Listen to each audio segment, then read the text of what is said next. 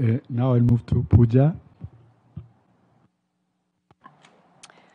Thank you so much. My name is Pooja Rangaprasad with the Society for International Development, and we facilitate the civil society financing for development mechanism, which is the official civil society platform that follows the UN's FFD process and the related issues on global finance in the UN. So we are a collective that's been following, of course, the tax issue for a very long time. And we are quite delighted that we're finally starting to see progress on one of the key FFD issues and finally implementing the Addis Ababa Action Agenda. This was, of course, at the third FFD conference, one of the issues that G77 got run over on. And we're glad to see that Africa Group's leadership has made this conversation and where we are in the process now possible. And we really warmly welcome, and as Chenai said, showing up in full solidarity. I think we are also, of course, streaming this event for people following online, though I hope the link is working, unlike what happened with the press conference secretariat blunder, unfortunately. So I can only hope this link is at least working.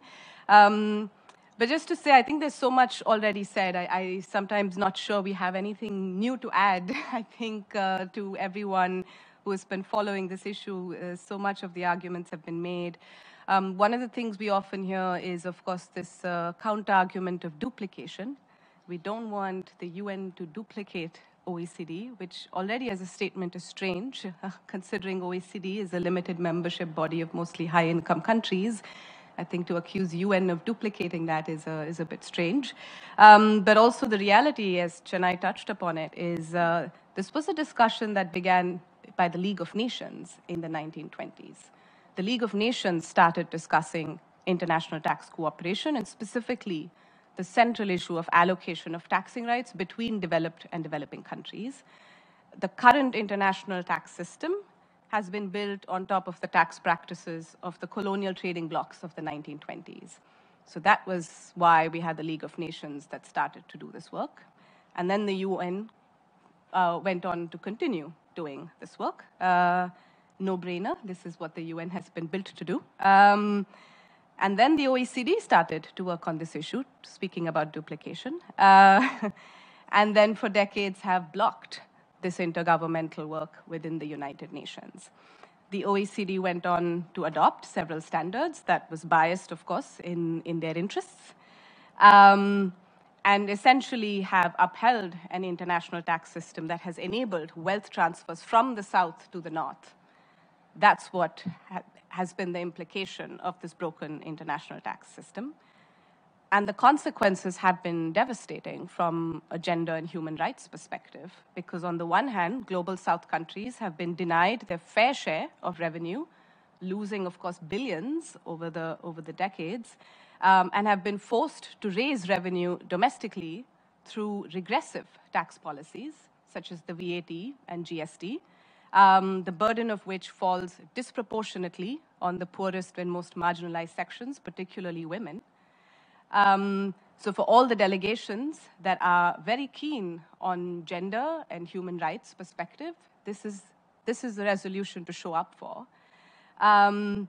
We've also, of course, seen for so many global South countries, they've also been having to borrow to fund their development. So we have several countries now in the global South dealing with debt crisis. And the reality is you cannot borrow your way to development. You need to increase your domestic resources. So if you're a delegation that is very keen on a sustainable solution to the debt crisis, you show up and you support this resolution. The reality is these are not issues you can address at the national level, no matter how many integrated national financing frameworks you have. Addressing the global systemic barriers and ensuring there's actually fiscal and policy space at the national level is what the second committee should be focusing on. That should be the priority. What are the global systemic barriers? And this is where addressing this illicit financial flows and making sure this transfer of wealth from the south to the north is stemmed.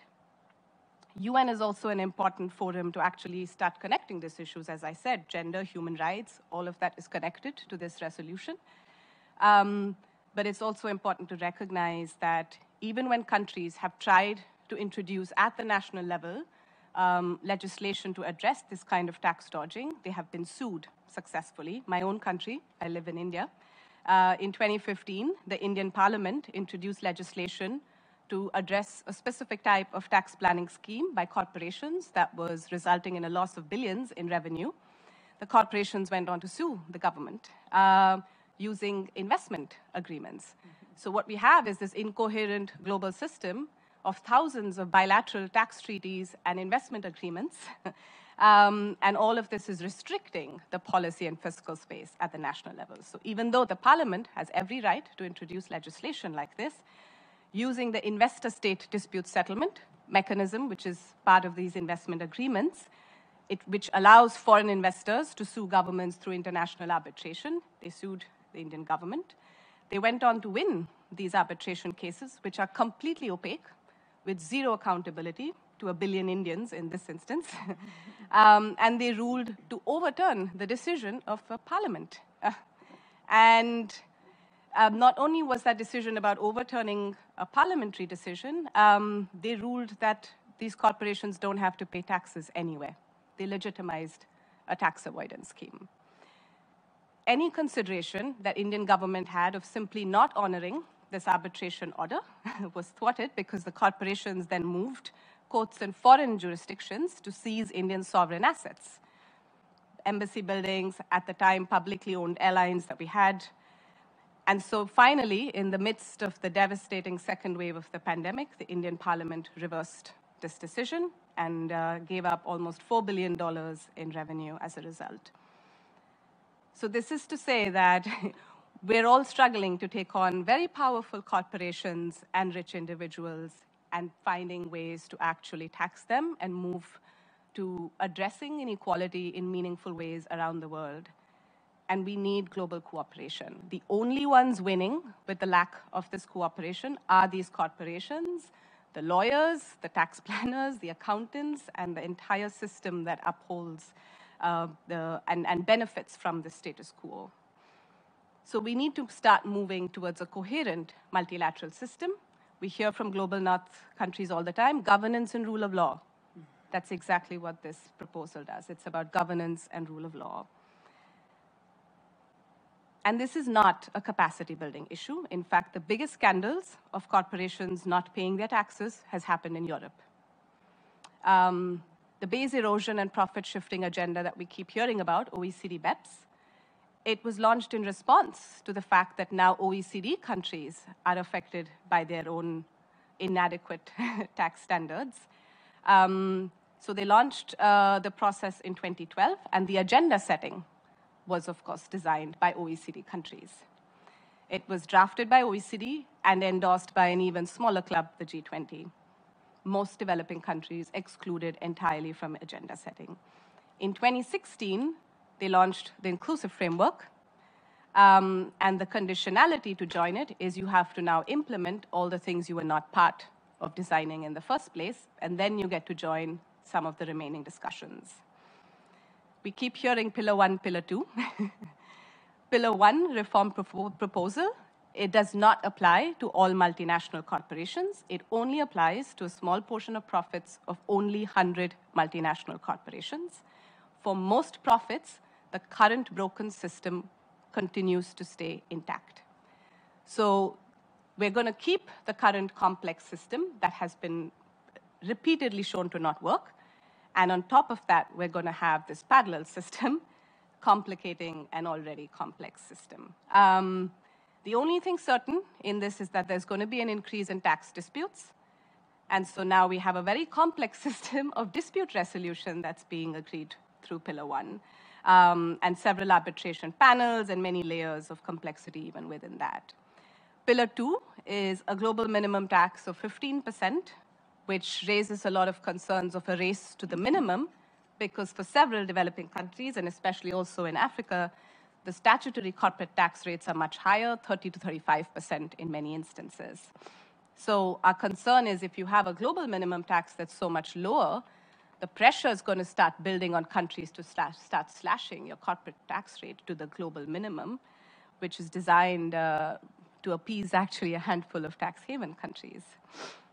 In addition, the prior right to actually apply this top-up tax to agreed global minimum is first with residence countries, i.e. mostly OECD countries, and then secondary right to developing countries. This entire package is completely unfair. Developing countries are better off having national digital services taxes, which is part of this package they're expected to give up. And many developing countries have also complained they might end up losing revenue in the process. So these are not reform proposals. And the only way we can actually start moving to a meaningful multilateral system would be to start with this proposal that Africa Group has tabled. We start with agenda setting involving all countries, and then we start to clean this up. I'll stop there. Thank you. Interesting.